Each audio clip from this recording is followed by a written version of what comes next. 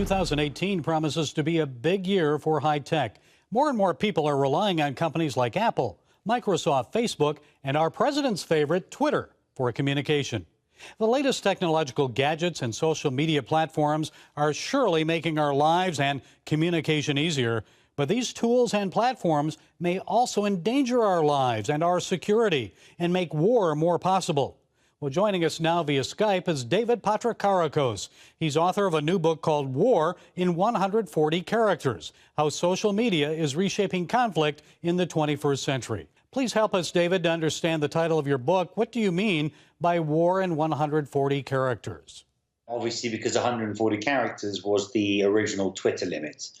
I look obviously not just at Twitter in my book, but at Facebook, but at Instagram and YouTube, and all the big social media platforms and how they're being used in warfare now, and how the nature of warfare is changing as a result of the nature of new information technology, and how this is really, affecting quite substantially warfare in the 21st century.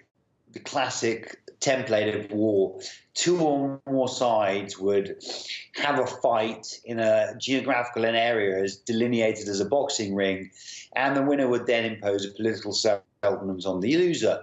The classic example being the Treaty of Versailles after World War I. Now, what you're seeing is a move away from this type of conflict. A classic example of this is Russia and Ukraine. Putin, sent soldiers into tanks into eastern Ukraine to destabilize the country. But he never had any intention of defeating Ukraine, which in the early days, at least, he could have done easily. Rather, what his goal was to destabilize Ukraine.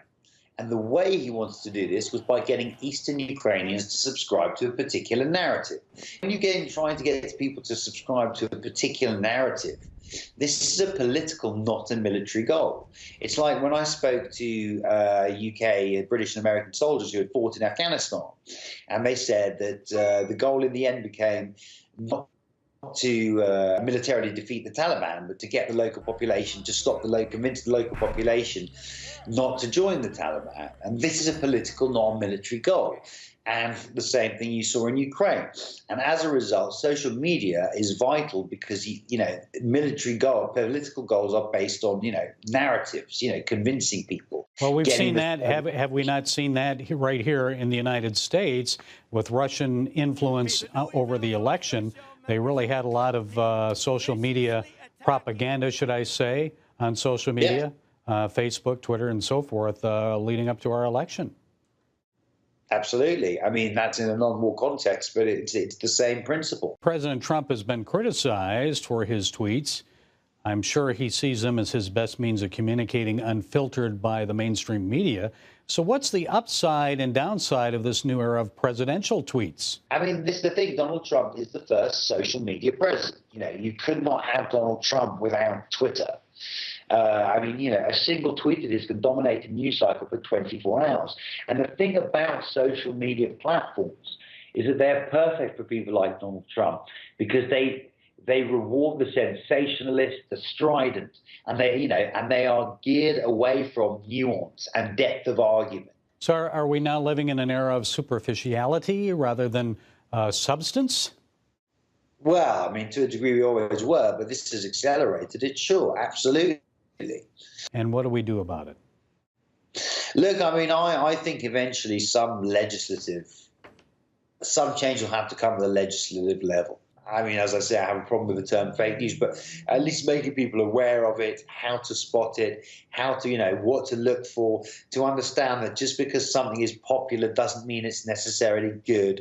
In fact, obviously, often the inverse is true, that what is sensationalist goes viral. And I think we need to go right into schools, teach social media literacy, and at some point, legislative action is going to have to be taken because social media companies policing themselves is not working. Okay, David Patrikarakos, the author of War in 140 Characters. I'm sure it can be purchased wherever books are sold. God bless you. Thanks for being with us.